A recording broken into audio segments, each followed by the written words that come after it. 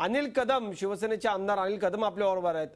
अनिल कदम, वरच्या भागामधली जी धरणं आहेत 48 टीएमसी अधिकचं पाणी अडवलेलं आहे आणि ही सगळी धरणं बॉम्बनं उडवून टाका असं म्हणतात प्रशांत बंब. काय नेमकी प्रतिक्रिया आहे आपली? खरंच असा अन्याय झालाय का मराठवाड्यावरती? वरच्या भागातल्या लोकांनी ही सगळी बेकायदेशीर धरणं बांधली आहेत याच्याशी सहमत आहात का आपण?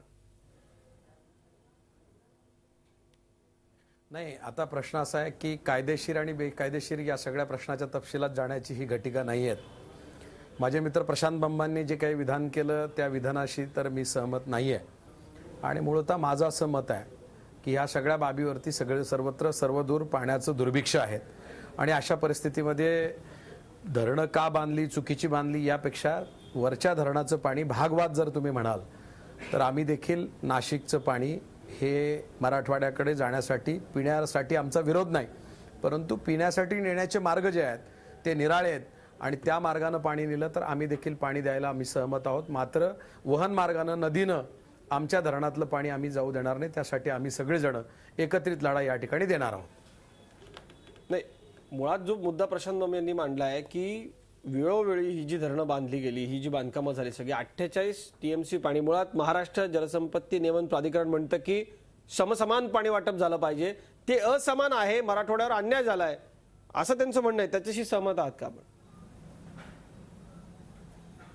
नाही, त्याच्याशी मी बिलकुल सहमत नाही. कारण MWRRA, ज्याला आपण महाराष्ट्र जलसंपत्ती नियामक आयोग जो आहे तो अलीकडच्या काळामध्ये त्याची निर्मिती झाली आहे आणि त्याच्या अनुषंगिक पिण्याच्या पाण्याचं आणि आत्ता कालच परिपत्रक मला देखील माझ्या निदर्शनास आलं आहे. आणि त्या परिपत्रकाच्या अनुषंगिक जे काही प्रशांत बंबांचं म्हणणं आहे ते मी त्याच्याशी माझं सहमती नाही आहेत.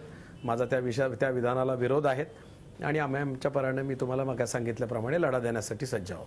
प्रशांत बंब, आपण त्यांना कदमांना विचारू की का नेमका विरोध आहे? म्हणजे शेती, ज्या नदीमार्गे सोडलेलं पाणी शेतीला जास्त वापरलं जातं हाही त्यांचा आक्षेप असू शकतो, पण मुळात मुद्दा असा आहे की जर 48 टीएमसी पाणी अधिकचं अडवलं गेलं तर इतकी वर्ष, जवळपास आता 50 वर्ष मराठवाड्यातल्या राजकारण्यांनी टप्प्याटप्प्याने हे सगळं झालं असेल असं समजू.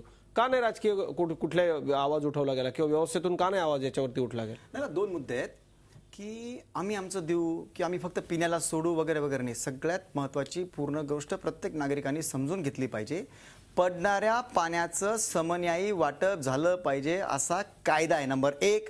याचाच अर्थ असा की पडलेल्या पाण्यात समजा त्याच्या कॅचमेंट एरियामध्ये जी धरणं आहेत, जसं जायकवाडी पण आहे, उर्दू भागाची नाशिक नगर जिल्ह्याची पण धरणं आहेत, या भागामध्ये पडणाऱ्या पाण्याचं समन्यायी वाटप व्हायला पाहिजे. नंबर 1. याला नकार कोणी देतंय का? देत असेल तर ते घटनाविरोधी आहे. नंबर 1.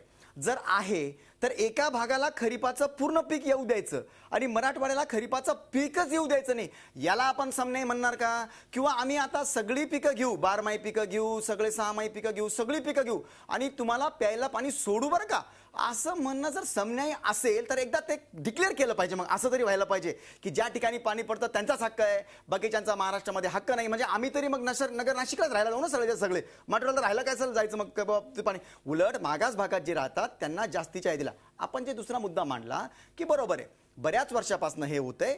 2005ला हा कायदा बनला, ॲक्च्युअली 10 वर्ष झाली या गोष्टीला. हे मी मान्य करतो की मराठवाड्यातील नेत्यांनी या बाबतीमध्ये अजिबात लक्ष दिलं नाही. मी गेल्या 4 वर्षापासून सतत 3दा पाणी सुटलेलं आहे. उद्या याच्या बाबतीमधली जे काही होणार आहे, कोण येईल, आडवं येईल, काय येईल, मला त्याच्या बाबतीमध्ये काही मला सांगायचं नाही. परंतु कायदेशीर बाबी या पाळण्याकरता, म्हणजे कायदेशीर बाबीला प्राधिकरण आहे, म्हणजे न्यायिक त्याला अधिकार आहे, न्यायालय त्यांना बनवलेलं प्राधिकरणाला, त्यांनी हे करून दिलं पाहिजे, पूर्ण व्यवस्था ठेवून करून दिलं पाहिजे. त्यांनी पूर्ण राज्याला साबित करावं की त्यांनी समन्यायी पाण्याचं वाटप केलं का?